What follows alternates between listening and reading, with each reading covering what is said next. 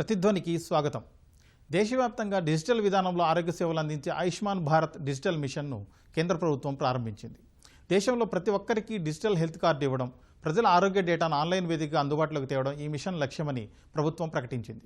వైద్య నిపుణులు, ఆసుపత్రులు, వైద్యారోగ్య పరిశోధన సంస్థలను ఈ మిషన్లో భాగస్వామ్యం చేయనుంది ప్రభుత్వం. ప్రజలు స్వచ్ఛందంగా తమ ఆరోగ్య వివరాలను ఇందులో పొందుపరచవచ్చు. అవసరమైనప్పుడు ఆరోగ్య డేటాను ఎక్కడి నుంచి అయినా ఆన్లైన్ ద్వారా పరిశీలించే అవకాశం కూడా ఈ డిజిటల్ మిషన్తో అందుబాటులోకి వస్తుంది. ఆరోగ్య సేవల రంగంలో సరికొత్త సాధనంగా ఉన్న ఆయుష్మాన్ భారత్ డిజిటల్ మిషన్తో కలిగే ప్రయోజనాలపై ఈరోజు ప్రతిధ్వని చర్చ చేపట్టింది. చర్చలో పాల్గొంటున్న ప్రముఖులు డాక్టర్ ఎల్ నరేంద్రనాథ్ గారు, నిమ్స్ మాజీ డైరెక్టర్, అలాగే డాక్టర్ బూసిరెడ్డి నరేందర్ రెడ్డి గారు, ఏపీ ఆరోగ్యశ్రీ నెట్వర్క్ హాస్పిటల్స్ అధ్యక్షులు. సార్, ముందు నరేంద్రనాథ్ గారు, సార్, కేంద్ర ప్రభుత్వం ప్రారంభించినటువంటి ఆయుష్మాన్ భారత్ డిజిటల్ మిషన్ లక్ష్యం ఏంటి? దీనివల్ల ఆరోగ్య సేవలను విస్తరించడంలో దీని పాత్ర ఎలా ఉండదు సార్ దేశంలో? అంటే ఇది ఎట్లా ఉండబోతుంది అన్న దాని గురించి ఇప్పటికే 6 రాష్ట్రాల్లో అమలు చేశామన్నారు తప్ప మనకి ప్రకటనల ద్వారా, ఈ ప్రెస్ కాన్ఫరెన్స్ కు ముందు ఇచ్చిన బ్రీఫుల ద్వారా మనకి పూర్తిగా అర్థం అవ్వట్లేదు. వాళ్ళు చెప్పేది patient health data digital form లో అప్లోడ్ చేస్తామంటున్నారు. ఇది ఇంతవరకు బాగానే ఉంది. తర్వాత ట్రీట్ చేసే హాస్పిటల్స్ అవైలబుల్ వీటి లిస్ట్ కూడాను పెడతామంటున్నారు ఆన్లైన్, బాగానే ఉంది. ఈ రెండింటిని ఎట్లా సమన్వయపరుస్తారో నాకైతే క్లారిటీ ఉన్నట్టుగా అనిపించట్లేదు. ఒకవేళ ఉండే పని అయితే వాళ్ళు సప్లై చేసిన కొద్ది ఇన్ఫర్మేషన్ తోటి ఆ క్లారిటీ అయితే నాకైతే రాలేదు. ఇంకొకటి, ఈ ఒక జబ్బంటూ వస్తే దానికి చేయబోయే వైద్యాన్ని గురించిన వివరాలు కూడా ఎక్కడెక్కడ ఉన్నాయి ఇవన్నీ కూడాను పేషెంట్కి యాక్సెసిబుల్ చేస్తామని చెప్తున్నారు. ఇవి సాధ్యమైనవని నేనైతే అనుకోవట్లేదు. డెఫినెట్గా పేషెంట్ హెల్త్ డేటా అప్లోడింగ్ వరకు సాధ్యమే. దాని తర్వాత వాళ్ళు మాట్లాడేవన్నీ ఎట్లా కార్యరూపం తీసుకుంటాయో మనం వేచి చూడాల్సిందే తప్ప ఇవాళ ఇట్లా ఉండబోతుంది, ఇట్లా అంతా బాగా అయిపోతుందని మాత్రం నేను ఎవరి తరఫున ప్రజలకి ఎటువంటి అష్యూరెన్స్ ఇచ్చే పరిస్థితిలో లేదు ఉన్న ఇన్ఫర్మేషన్ తోటి. Okay sir. నరేందర్ రెడ్డి గారు, అయితే ఇప్పటికే 6 కేంద్రపాలిత ప్రాంతాల్లో పైలట్ ప్రాజెక్టుగా దీన్ని చేపట్టామని ప్రభుత్వం చెప్పింది, అమలు చేసింది కూడా. అసలు అక్కడ ఎలాంటి ఫలితాలు వచ్చాయి, ఏంటండి దాని సమాచారం ఏమైనా ఉందా? ప్రధానమంత్రి నరేంద్ర మోడీ గారు సంకల్పించి 3 సంవత్సరాల క్రితం ఏదైతే ఒక మంచి నిర్ణయం తీసుకొని నేషనల్ హెల్త్ అథారిటీ అని ఒకటి స్థాపించి దాంట్లో ఆయుష్మాన్ భారత్ అని మనకు తీసుకొని వచ్చారు. ఎప్పుడైతే ఆయుష్మాన్ భారత్ తీసుకొచ్చారో దాంట్లో 3 ప్రక్రియల కింద మెయిన్గా ట్రీట్మెంట్ జరగడానికి అవకాశం చూపించారు. వెల్నెస్ సెంటర్స్ ఒకటి, రెండోది prime minister Ayushman Bharat scheme. ఈ 2 అయిపోయిన తర్వాత 3వ దాని కింద నేషనల్ హెల్త్ ఐడి అనే దాని మీద ఇప్పుడు ఫోకస్ చేస్తూ వచ్చారు. ఏదైతే ప్రధానమంత్రి గారు ఇవాళ మార్నింగ్ మనకి దేశానికి అంకితం చేశారో ఇది ఒక రెవల్యూషన్. ఎందుకంటే టెక్నాలజీని వాడుకొని భారతదేశంలో ఉన్న హెల్త్ సిస్టమ్ను అప్గ్రేడ్ చేసుకోవాలన్న ఒక గొప్ప ఐడియాతో స్థాపించినటువంటి ఈ ప్రోగ్రాంలో ఇది అంత ఈజీగా వచ్చిన పరిణామం కాదు. మనం కానీ కోవిడ్ అప్పుడు చూసినట్లయితే టెక్నాలజీని వాడి ఆరోగ్య సేతు అనే యాప్ను తయారు చేసి ఏ విధంగా సక్సెస్ సాధించారో, అదేవిధంగా కోవిన్ అనేది ఇప్పుడు మనం కానీ వ్యాక్సినేషన్లో చూసినట్లయితే 90 కోట్ల డోసెస్ ఇచ్చినటువంటి కోవిన్ ప్రతి ఒక్క పేషెంట్ యొక్క డీటెయిల్స్ రిజిస్టర్ చేయబడింది. మీరు ఎక్కడి నుంచైనా కానీ మీ వ్యాక్సినేషన్ సర్టిఫికేట్ని మీరు డౌన్లోడ్ చేసుకోవడానికి అవకాశం కల్పించింది. ఇది ప్రపంచ దేశాల్లోనే ఒక అద్భుతం. 90 కోట్ల డోసెస్ దాని రిజిస్ట్రేషన్ జరగడం, ఇటువంటి ప్రయోజనాలు, ఇటువంటి ప్రయోగాత్మకమైన చేసిన తర్వాత నరేంద్ర మోడీ గారు సంకల్పించినటువంటి ఒక గొప్ప ఆలోచనే ప్రతి ఒక్క భారతదేశంలో ఉన్నటువంటి ప్రతి ఒక్క పౌరుడి యొక్క హెల్త్ డేటా మనం సమీకరించాలి. దానికోసమనే చెప్పి రెడ్ ఫోర్ట్ మీద ఆయన డిసైడ్ చేసి చెప్పారు, ఐఎమ్ గోయింగ్ టు హెల్త్ ఐడిని సృష్టిస్తామని చెప్పారు. అలాగే చండీగఢ్, దయూ డామన్, లద్దాఖ్, పాండిచేరి ఈ 6 కేంద్రపాలిత ప్రాంతాల్లో ఈ ఆల్రెడీ ప్రోగ్రెస్ తీసుకొని ఇక్కడ మనకున్న ఒక సంకల్పం ఏంటంటే వాలంటరీగా డీటెయిల్స్ ఇవ్వమంటున్నారు. అంటే ప్రతి పౌరుణ్ణి ఫోర్స్ఫుల్గా కాకుండా వాలంటరీగా ఇవ్వమంటున్నారు. వాలంటరీగా ఇవ్వమంటే మన భారతదేశంలో ఉన్నటువంటి నిర్లక్ష్యం కానీ నిర్లిప్తత కానీ చూసినట్లయితే చాలా స్లోగా ఈ ప్రాసెస్ చేసుకుంటున్నారు. ఎప్పుడైనా మన మెడ మీద కత్తి పెట్టి చేయండి అంటే తప్పితే చేసే పరిస్థితిలో మనం లేవు. కాబట్టి మన డేటాని మనం ఇవ్వడానికి ఆలోచిస్తున్నాం. ఎందుకు ఆలోచిస్తున్నామంటే ఈ డేటా యొక్క సీక్రసీ ఏంటి, ఈ డేటా యొక్క సేఫ్టీ ఏంటి అనే దాని మీద ఇంకా కొంత అనుమానాలు మనలో ఉన్నాయి. ఇప్పుడు కానీ మనం చూసినట్లయితే ఈ పైలట్ ప్రాజెక్ట్లో ఈ హెల్త్ కార్డులో 6 డీటెయిల్స్ పెట్టారు. ఫస్ట్ది కానీ మీరు చూసినట్లయితే హెల్త్ ఐడి, ప్రతి పేషెంట్కి కానీ ప్రతి పర్సన్కి కానీ 14 డిజిట్ ఐడి వస్తుంది. ఎలాగైతే మనకు ఆధార్ కార్డు ఉందో అదేవిధంగా హెల్త్ ఐడి క్రియేట్ చేస్తారు. రెండో పాయింట్ కానీ మీరు తీసుకున్నట్టయితే డిజీ డాక్టర్ అంటే భారతదేశంలో ఉన్నటువంటి 24,000 హాస్పిటల్స్లోని డాక్టర్స్ అందరినీ అనుసంధానం చేయటమే ఈ డిజీ డాక్టర్. నెక్స్ట్ థింగ్ చూసినట్టయితే పేషెంట్ ప్రైవేట్ రికార్డ్ మెయింటెనెన్స్. నాలుగోది చూసినట్టయితే హాస్పిటల్ ఇన్ఫ్రాస్ట్రక్చర్ రిజిస్ట్రీ. ఐదోది చూసినట్టయితే ఈ ఫార్మసీ. ఆరోది చూసినట్టయితే టెలిమెడిసిన్. ఈ 6 పాయింట్స్ బేస్ చేసుకొని ఈ డిజిటల్ ఇన్ఫర్మేషన్ అనేది మనకి రెడీ చేస్తూ ఉన్నారు. ఇది ఒక గొప్ప ప్రయత్నం.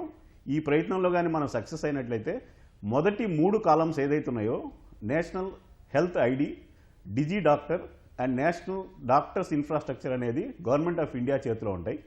మిగతా 3 ఏదైతే ఉన్నాయో పేషెంట్ ప్రైవేట్ రికార్డ్స్ కానీ, ఈ ఫార్మసీ కానీ, టెలిమెడిసిన్ కానీ ఇక్కడ ప్రైవేట్ ప్లేయర్స్ని అలౌ చేసి ప్రైవేట్ ప్లేయర్స్ కూడా దీంట్లోకి వచ్చినప్పుడు ఒక పక్క రీసెర్చర్స్, ఒక పక్క పాలసీ మేకర్స్, ఒక పక్క స్టేక్ హోల్డర్స్, ఒక పక్క ఇండస్ట్రీ, ఈ నలుగురు కానీ ఈ సమాయత్తమై కానీ ఈ ఇన్ఫర్మేషన్ కానీ వాడుకున్నట్టయితే ఫ్యూచర్లో చాలా గొప్ప రిజల్ట్స్ వస్తాయి అనే ఒక సంకల్పంతో స్టార్ట్ చేయబడింది.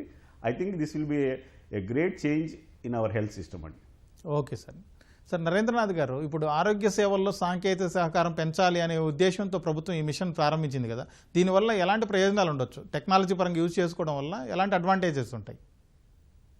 కొలీగ్ నరేందర్ రెడ్డి గారు చాలా చాలా పెద్ద మాటలు చెప్పారు, కానీ వాటిని అన్నింటినీ మామూలు భాషలోకి మారిస్తే అవి ఏ రకంగా ఈ డేటా అప్లోడ్ అవుతుంది.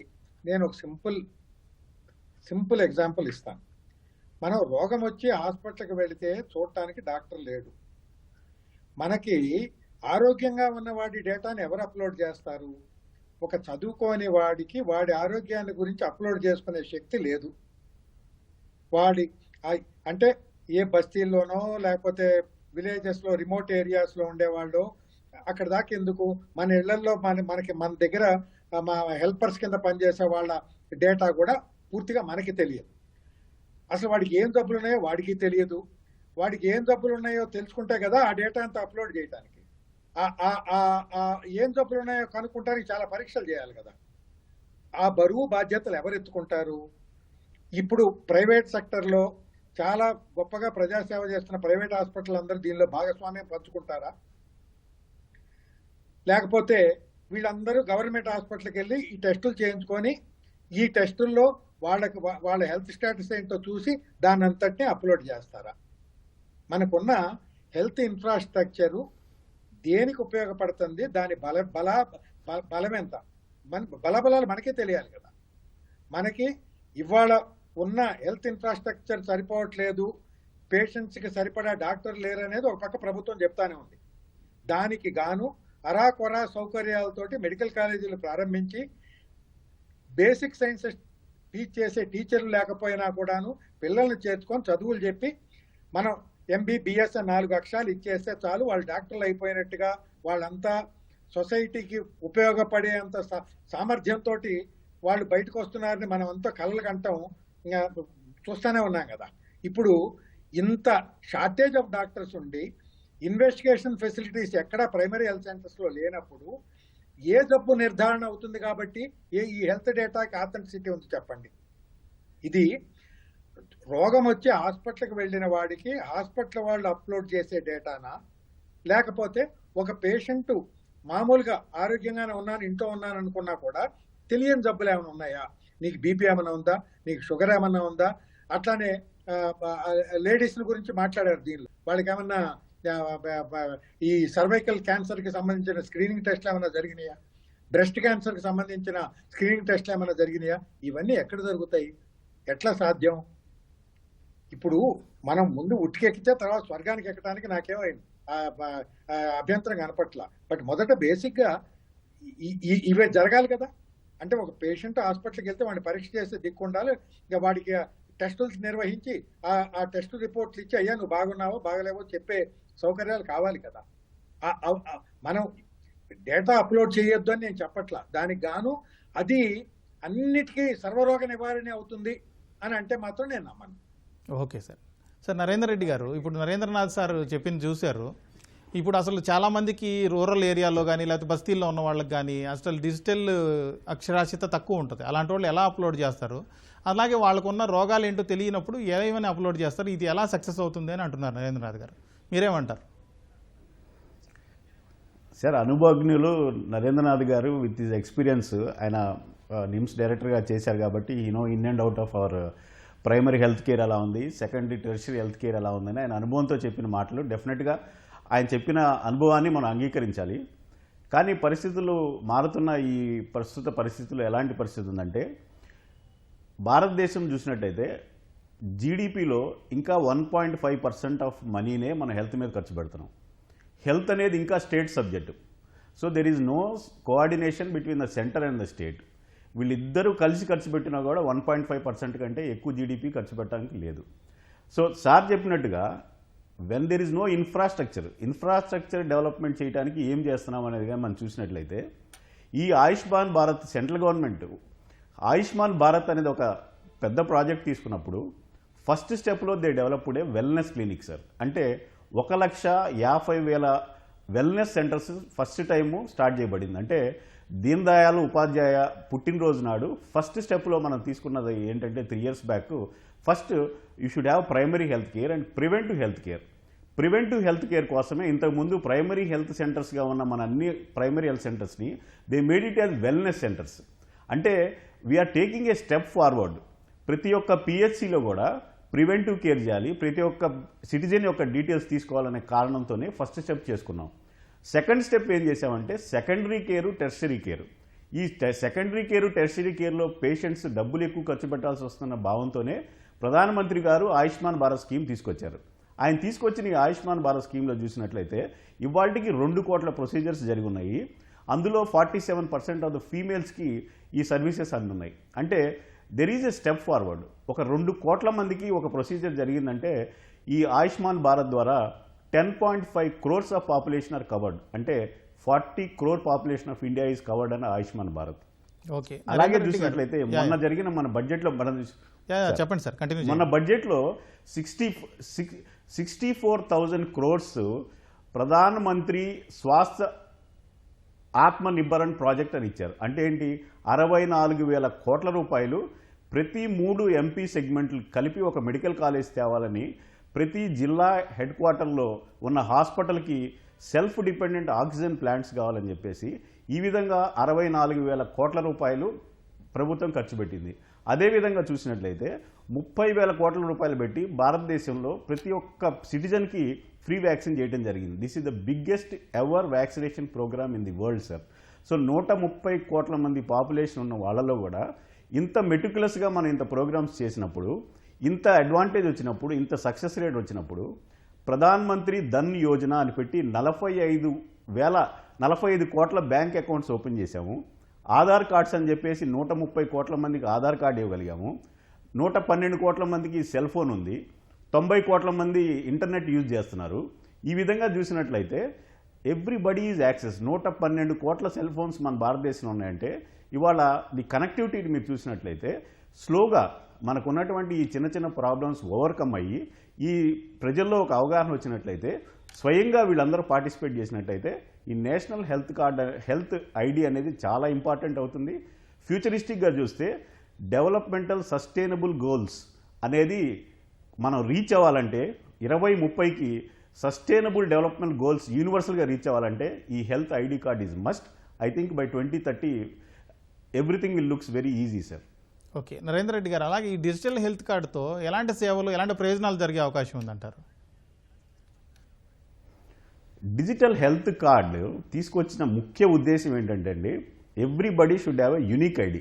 ఫస్ట్లో మన ఆధార్ కార్డు వచ్చినప్పుడు మనం అందరం అనుకున్నాం ఇది పాసిబిలిటీయా అనుకున్నాం. ఇవాళ ఆధార్ లేకుండా పని జరగట్లేదు.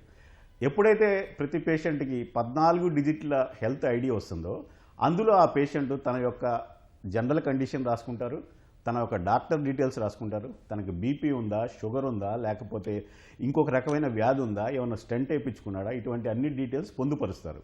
సపోజ్ నేను ఒక ఆర్థోపెడిక్ సర్జెంట్గా నేను ఆలోచిస్తున్నాను. ఎప్పుడో నేను ఒకసారి కార్లో వెళ్తున్నాను, పొరపాటున నాకే యాక్సిడెంట్ అయింది, నా దగ్గర ఏం రికార్డ్స్ లేవు, కానీ నా దగ్గర ఒక హెల్త్ ఐడి మాత్రమే ఉంటుంది. If I give my health ID in the casualty, they can take out all my details. అంటే నాకు సంబంధించినటువన్నీ తీసుకొని వాళ్ళు చేయగలుగుతారు. ఇది ఇప్పుడు ప్రస్తుతానికి చూసినప్పుడు చాలా కష్టసాధ్యంగా ఉంటుంది, కానీ పోను మనం చూసినట్లయితే చాలా ఈజీగా ఉంటుంది. రెండోది మనం చూసినట్లయితే ఒక పేషెంట్ ఒక వ్యాధి కోసం ఏ హాస్పిటల్కి వెళ్ళాలి అనేది కానీ మనం చూసినట్టయితే, if you go into the column of Digi Doctor కానీ వెళ్ళినట్టయితే, డిజీ డాక్టర్ కొట్టి నేను పలానా వ్యాధి ఉంది, పలానా డాక్టర్ దగ్గరికి వెళ్ళాలంటే మీకు కావాల్సిన డీటెయిల్స్ వస్తాయి. అదేవిధంగా మనం జొమాటోలు, స్విగ్గీలు ఇంత బాగా వాడుతున్నాం, ఊబర్లు, ఓలాలు ఇంత ఫ్రీగా వాడుతున్నప్పుడు హెల్త్ ఐడిని మనం వాడగలేకపోవడం అనేది అసలు నమ్మలేని విషయం. మనం ఖచ్చితంగా వాడగలుగుతాము.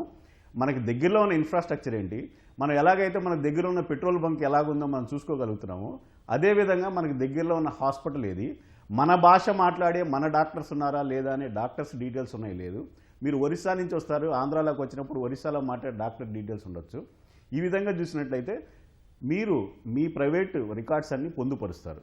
ఇవన్నీ ఒక రకంగా చూసుకున్నట్టయితే దగ్గరలో మెడికల్ షాప్ ఎక్కడుంది, మెడికల్ షాపులో మందులు ఎక్కడున్నాయి, జనరిక్ మందులు ఎక్కడ దొరుకుతున్నాయి, 2000 అయ్యే మందులు 200 రూపాయలకి ఎక్కడ దొరుకుతుంది, ప్రధానమంత్రి జన్ ఔషధి ఎక్కడ ఉంది, ఇన్ని డీటెయిల్స్ చూసినట్లయితే కోవిడ్లో మీరు చూస్తే టెలిమెడిసిన్ ఎంత పాపులర్ అయిందో మీరు చూశారు కదా. ఈ సంజీవిని అనే ప్రోగ్రామ్ ఎంత పాపులర్ అయిందో మీరు చూశారు కదా. 1,25,00,000 మంది టెలిమెడిసిన్ వాడారంటే ఇది చాలా ఆశ్చర్యంగా ఉంది sir. Technology is used everywhere. Okay Narendra Reddy గారు. Future is health card sir. Yeah, ప్రతిధ్వనిలో ఇప్పుడు విరామం. సార్ నరేంద్రనాథ్ గారు, ఇప్పుడు నరేందర్ రెడ్డి గారు చెప్పింది చూశారు. చాలామంది టెలిమెడిసిన్ కానీ ఇతరత్ర మన కోవిన్ యాప్ కానీ ఇతరత్ర కేంద్ర ప్రభుత్వం పెట్టిన ఎన్నో సేవల్ని ఆన్లైన్ ద్వారా వాడుకుంటున్నారు. ఇది కూడా సక్సెస్ అయ్యే అవకాశం ఉంది, కొంత టైం పట్టొచ్చు అంటున్నారు. అలాగే ఇప్పుడు దీనివల్ల పారదర్శకత పెరిగి, రికార్డుల మెయింటెనెన్స్ పెరిగి, దీనివల్ల మంచి ప్రయోజనం జరిగే అవకాశం ఉందంటారు. మీ అనుభవం ప్రకారం మీరేమంటారు సార్?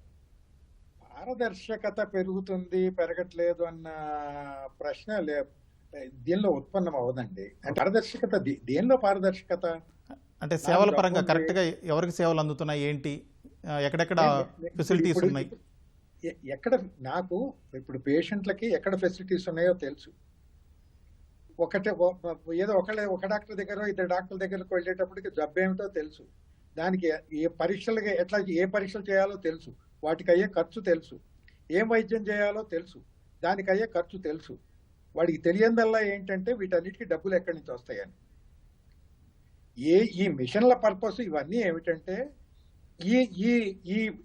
ఈ పరీక్షలు, ఈ డాక్టర్ని వీళ్ళని మనం ఎట్లా అందుబాటులోకి తేగలం అనేది. ఇప్పుడు పలానా కొట్లో 15 రూపాయలకి నీకు పలానా మందు దొరుకుతుందని నేను చెప్తున్నాను, బట్ వాడికి కావాల్సింది అదే, ఆ ఇన్ఫర్మేషన్ కావాలి. దానికంటే ఇంపార్టెంట్ ఆ 15 రూపాయలు ఎక్కడి నుంచి వస్తాయో కావాలి కదా. ఆ బాధ ఎవరు తీరుస్తారు? ఈ మిషన్లు ఇవన్నీ ఈ బాధలు తీరుస్తాయా? ఇంకొకటి, టెలిమెడిసిన్ గురించి మనం చాలా చాలా ఎక్కువ గ్లోరిఫై చేయటం చూస్తా ఉన్నాం. పేషెంట్ని ముట్టకుండా, పేషెంట్లని కళ్ళతో చూడకుండా కేవలం మన టెలిస్క్రీన్లు పెట్టి వైద్యం చేయటం అనేది తప్పు. పేషెంట్ని పరీక్ష చేయటం, డైరెక్ట్గా చూడటం అనేది చాలా అవసరం. ఈవెన్ ప్రపంచంలో చాలా అడ్వాన్స్డ్ కంట్రీస్ కూడాను పేషెంట్ని చూడకుండా వైద్యం చెయ్యరు.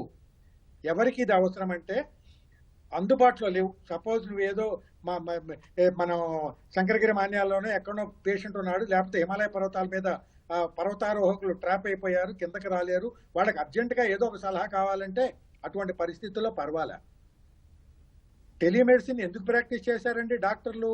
పేషెంట్లను చూసే ధైర్యం లేక, కోవిడ్ తోటి జబ్బుతో వచ్చిన పేషెంట్లను చూసే ధైర్యం లేక ఇంట్లో కూర్చొని మనకి ఇష్టమైన ఛార్జీలు పెట్టి పేషెంట్లని వేల రూపాయల కన్సల్టేషన్ ఛార్జీల కింద పట్టేసుకొని మనం వైద్యం చేశాం. దానిలో పేషెంట్ అంటూ వాడు అడుగుతున్నాడు కాబట్టి నీకు వైద్యం అక్కర్లేదని చెప్పంగా నేను ఏ టెలిమెడిసిన్లోనూ చూడలా. నువ్వు ఇది చేయించుకుంటే మంచిది, అది చేయించుకుంటే మంచిది, ఈ టెస్ట్ చేయించుకుంటే మంచిది, ఈ మందు వాడితే మంచిది, ఇవే కదా మనం చెప్పిన సలహాలు టెలిమెడిసిన్ ద్వారా. కోవిడ్ టైంలో టెలిమెడిసిన్ ప్రాక్టీస్ చేయాల్సిన అవసరం ఏమొచ్చిందండి సిటీస్లో? ఓకే సార్, నేను ఒక మాట ఒప్పుకుంటాను. వయస్సు పెద్దదైన సీనియర్ డాక్టర్లు జబ్బుని గురించి భయపడి పేషెంట్కి ఎక్స్పోజర్ తగ్గించుకుంటానికి కానీ మాట్లాడారు. కానీ దీనిలో కోవిడ్ లాంటి దానిలో జస్ట్ 2-3 సిమ్టమ్స్, ఆ 2-3 సిమ్టమ్స్ ఏమో ఉన్నాయా లేవా, 2-3 పరీక్షలు, బేసిక్ పరీక్షలు, ఈ పరీక్షలు చేస్తే సరిపోతాయి అనుకున్న దానికి మనం టెలిమెడిసిన్ ద్వారా సిటీ స్కాన్లు ప్రిస్క్రైబ్ చేశారు. ఎడాపెడా సిటీ స్కాన్లు చేశారు. ప్రపంచంలో ఏ దేశంలో చేయలా.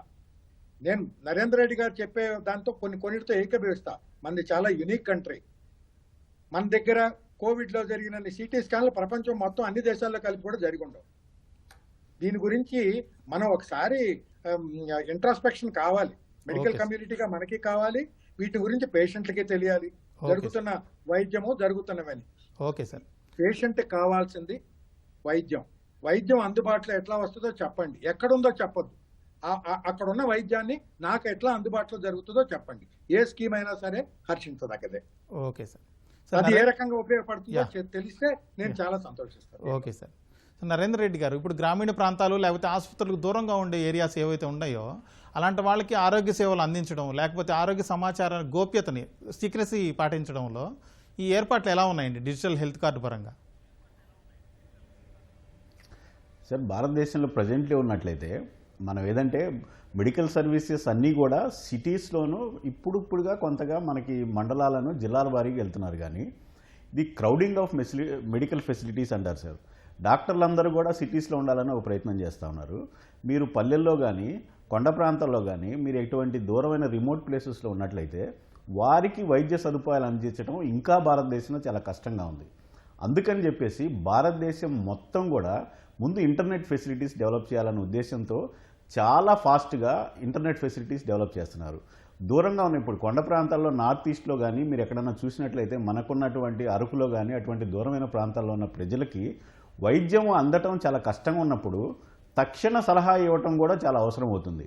మీరు బయలుదేరి హాస్పిటల్కి రండి అని చెప్పడం కూడా చాలా ఇంపార్టెంట్. అటువంటి సర్వీసెస్ ఇవ్వటానికి దూరంగా ఉన్న ప్రజలకి ఇవ్వటానికి ఈ ఇంటర్నెట్ ఏదైతే డెవలప్ చేసుకుంటూ వస్తున్నారో 75% of the India is digitalised అండి. నాలెడ్జ్ని, డిజిటల్ ఇండియాని ఖచ్చితంగా వాడుకోవాల్సిన పరిస్థితి మనకు వచ్చింది. అటువంటి సందర్భంగా ఇవాళ ఏదైతే మనం హెల్త్ కార్డ్ అనుకుంటున్నామో ఇది సర్వీసెస్ ఇవ్వటం ఎలా, దానికి కావాల్సిన డబ్బులు ఖర్చు పెట్టడం ఎలా అనేది పాలసీ మేకర్స్ చేయాల్సిన పని. కాకపోతే దీంతో మనకు వస్తున్న ఇన్ఫర్మేషన్ ఏంటంటే ఏ ప్రాంతంలో ఏ వ్యాధులు ఎక్కువగా ఉన్నాయి. ఇప్పుడు మన బుద్ధంలో చూసాము, కొన్ని ప్రదేశాల్లో కిడ్నీ ఎక్కువగా ఫెయిల్ అవుతున్నాయని చూసాము. ఇటువంటి ఇన్ఫర్మేషన్ మనకు వచ్చినప్పుడు ఏమవుతుందంటే కొన్ని ప్రదేశాల్లో ఎక్కువగా డయాబెటీస్ ఉంది, కొన్ని ప్రాంతాల్లో ఎక్కువగా హార్ట్ ప్రాబ్లమ్స్ ఉన్నాయి. ఇలాంటివి కానీ మనకు తెలిసినప్పుడు అక్కడ అటువంటి ఇన్ఫ్రాస్ట్రక్చర్ డెవలప్ చేయాలంటే ఇటువంటి ఇన్ఫర్మేషన్ కావాలి. ఇక్కడ మీరు చూసినట్లయితే ఈ ఇన్ఫర్మేషన్ మొత్తాన్ని గవర్నమెంట్ ఆఫ్ ఇండియా కంట్రోల్లో ఉందండి. నేను చెప్పిన 6 పాయింట్స్లో 3 points are under the control of the government of India. కాబట్టి గోప్యత గురించి కానీ సెక్యూరిటీ గురించి కానీ మనం ఆలోచించాల్సిన అవసరం లేదు.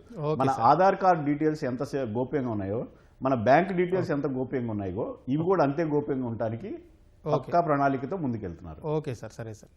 సార్ నరేంద్రనాథ్ గారు, కొంచెం లాస్ట్ క్వశ్చన్ సార్, కొంచెం బ్రీఫ్గా చెప్పేసేయండి. ఇప్పుడు కేంద్ర రాష్ట్ర ప్రభుత్వాల మధ్య ప్రజారోగ్య పరిరక్షణ సంబంధించి ఈ సమన్వయం కోసం ఏదైనా వ్యవస్థ ఉందా సార్ అసలు? ఒకవేళ ఉంటే ఈ డిజిటల్ మిషన్ తోటి ఏమైనా దానివల్ల మార్పులు లేకపోతే ప్రయోజనాలు జరిగే అవకాశం ఉందంటారా? ఇప్పుడు హెల్త్ కేర్కి ఫండింగ్ పార్ట్లీ స్టేట్ గవర్నమెంట్స్ అవుతున్నాయి, పార్ట్లీ సెంట్రల్ గవర్నమెంట్ అవుతా ఉన్నాయి. Okay sir. State government subject health అని అందరూ చెప్తానే ఉన్నారు. హెల్త్ స్టేట్ గవర్నమెంట్ సబ్జెక్ట్ అయినప్పుడు ఏ ఫండ్స్ స్టేట్ గవర్నమెంట్కి ఇచ్చేస్తే ఈ స్టేట్ గవర్నమెంట్ వాళ్ళ స్టేట్లో ఉన్న ప్రత్యేకతలకు అనుగుణంగా వాళ్ళ అవసరాలకు అనుగుణంగా వాళ్ళు ఇన్ఫ్రాస్ట్రక్చర్ క్రియేట్ చేసుకుంటారు, వైద్య సౌకర్యాలు ప్రొవైడ్ చేస్తారు. మనం అందరికీ ఒకటే పాలసీ అంటే ఫర్ ఎగ్జాంపుల్ సిమ్లా సిక్కింకి గ్యాంగ్టాక్ అక్కడ ఉన్న దానికి లేకపోతే బాగా కమ్యూనికేషన్ ఫెసిలిటీస్ ట్రాన్స్పోర్ట్ ఫెసిలిటీస్ ఉన్న సదర్న్ స్టేట్స్కి మనం పోల్చలేం. ఎవరి అవసరాలు వాళ్ళవి, అవి ఆ రాష్ట్రాలకు వదిలేస్తే వాళ్ళ ప్రత్యేకతలను బట్టి వాళ్ళు చేసుకుంటారు. అన్నిటికంటే ముఖ్యం ఇది కాదు. అన్నిటికంటే ముఖ్యం ఫ్యామిలీ మెడిసిన్ కాన్సెప్ట్ తీసుకురావటం. There should be a family doctor. ఇంతకుముందు ఈ మిషన్లన్నీ రాకముందే విలేజెస్లో ఇంతకుముందు ఫ్యామిలీ డాక్టర్ అని ఒకటి ఉండేవాడు. వాడి దగ్గర ఆ కుటుంబానికి సంబంధించిన హెల్త్ డేటా అంతా ఉండేది. ఇప్పుడు ఇంగ్లాండ్లో కూడాను నేషనల్ హెల్త్ స్కీమ్ కింద వాళ్ళ ప్రాక్టీస్లో రిజిస్టర్ అయిన అందరి పేషెంట్ హెల్త్ డేటా వాళ్ళు మెయింటైన్ చేస్తున్నారు. మనకు కావాల్సింది ప్రతి పౌరుడికి ఒక డాక్టర్ని అసైన్ చేయటం. అది ఓకే ఏ రకంగా సాధ్యమైతే అది చెయ్యండి. సరే సార్ అది ఓకే చేస్తే ఇవన్నీ సాధ్యం అవుతాయి. Okay thank you sir. Digital health machine ద్వారా మొత్తం దేశవ్యాప్తంగా ఉన్న ప్రజలందరి ఆరోగ్య వివరాలని డిజిటలీకరించడం వల్ల మంచి ప్రయోజనాలు లభించే అవకాశం ఉందని, దీన్ని యుద్ధ ప్రాతిపదికన చేయడం కాకుండా మొత్తం పరిశోధనాత్మకంగా అందరి వివరాలు సేకరించి జాగ్రత్తగా చేస్తే ప్రయోజనం కలుగుతుందని వైద్య నిపుణులు అంటున్నారు. ఇది ఇవాల్టి ప్రతిధ్వని.